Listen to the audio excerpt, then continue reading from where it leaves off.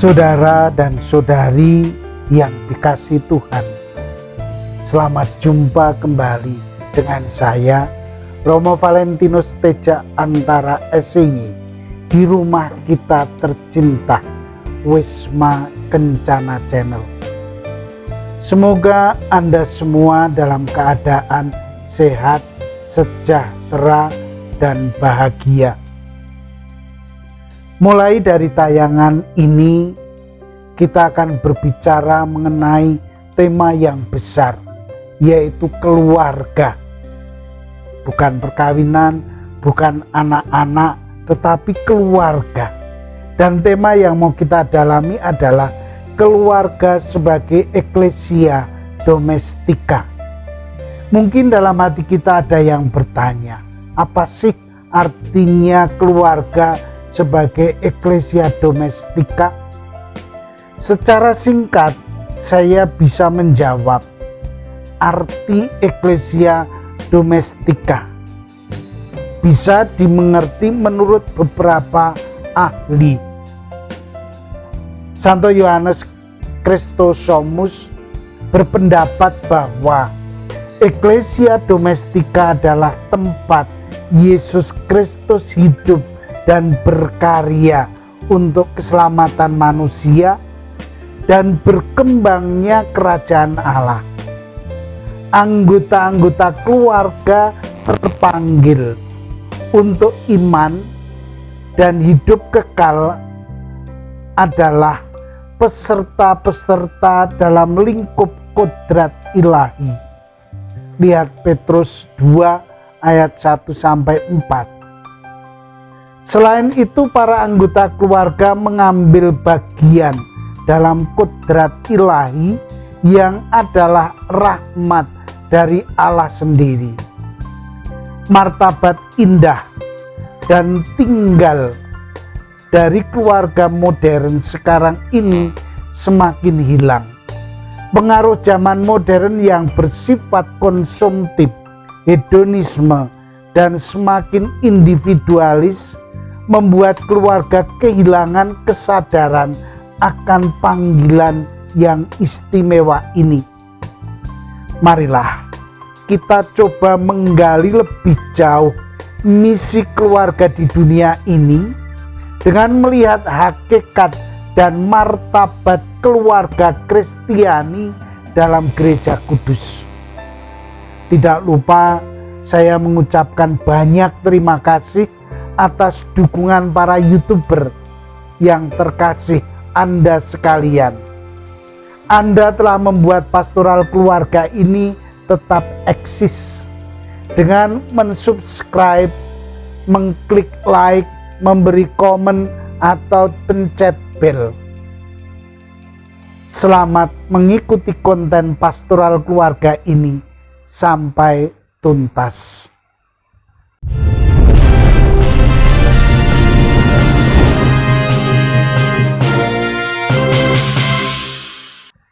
Saudara dan saudari yang dikasihi Tuhan, untuk mengerti dan memahami tingginya martabat keluarga dalam Gereja Katolik, marilah satu persatu kita lihat apa yang menjadi pendapat mereka.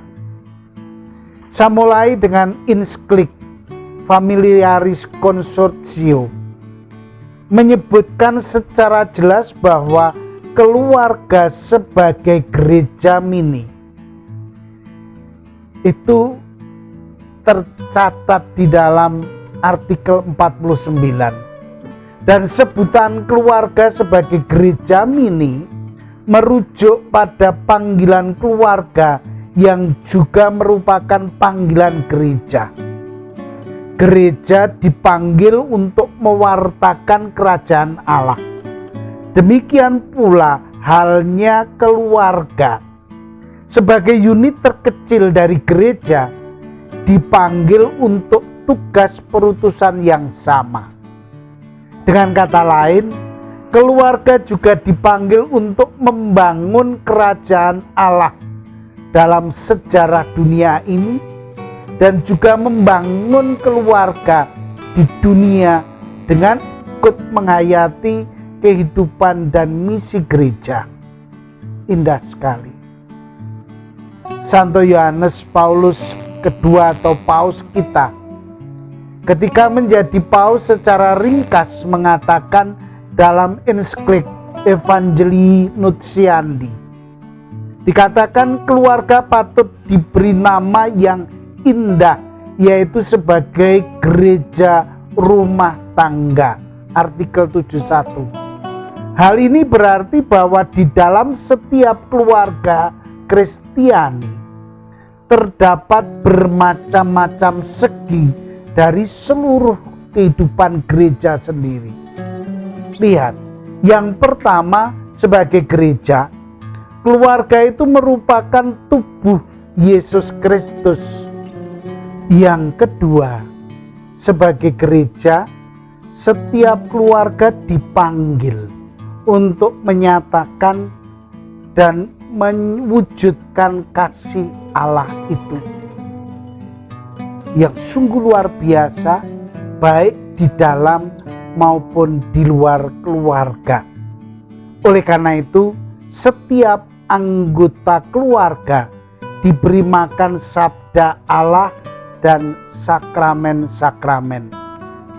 Mereka pun seharusnya mengungkapkan diri dalam cara pikir dan memiliki tingkah laku yang sesuai dengan semangat Injil.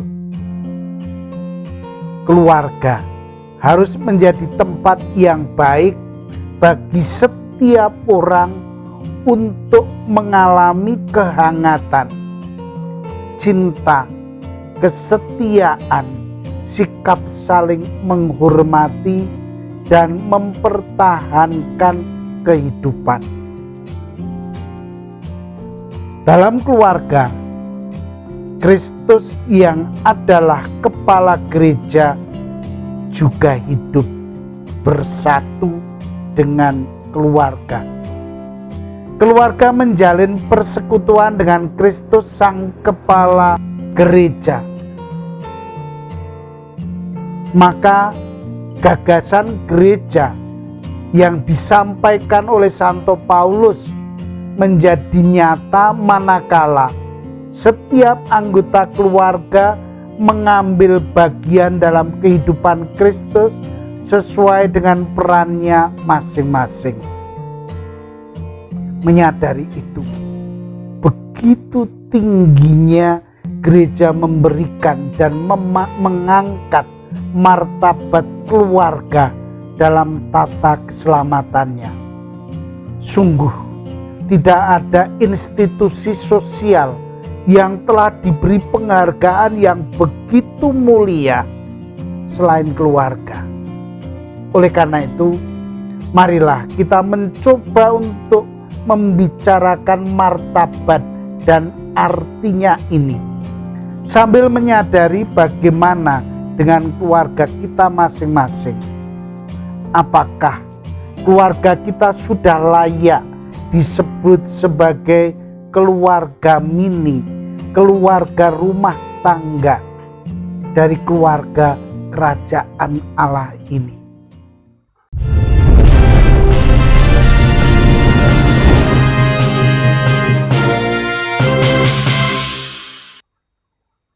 Saudara dan saudari yang dikasihi Tuhan, berkat sakramen baptis, suami istri dan anak-anak menerima dan memiliki 3 martabat Kristus, yakni martabat kenabian, imamat, dan rajawi. Dengan martabat kenabian mereka mempunyai tugas mewartakan Injil.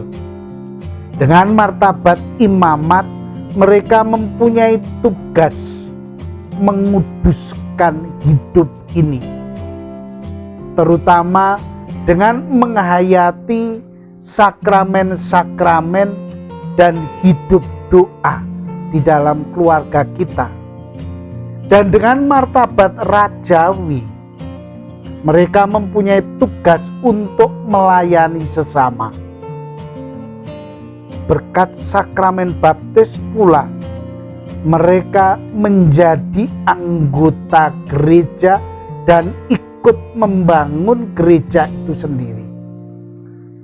Keluarga bukan hanya merupakan sebuah komunitas basis manusiawi belaka, melainkan juga komunitas basis gerejawi yang mengambil bagian dalam karya penyelamatan Allah. Saudara-saudari, hidup berkeluarga ini menampakkan hidup gereja sebagai suatu persekutuan koinonia dalam bentuk yang paling kecil namun juga mendasar, yang merayakan iman melalui doa, peribadatan, liturgikal yang lain, juga mewujudkan pelayanan diakonia melalui pekerjaan dan memberikan kesaksian material dalam pergaulan. Semuanya itu menjadi sarana panggilan ke rukma yang baru untuk memperdalam tugas dan peranan keluarga dalam gereja yang menjadi pilar-pilar kehidupan gereja. Kita akan mendalami dalam tayangan selanjutnya. Terima kasih Anda telah menyaksikan, saya katakan, katekis keluarga ini. Banyak yang kita tidak pahami martabat yang luhur ini.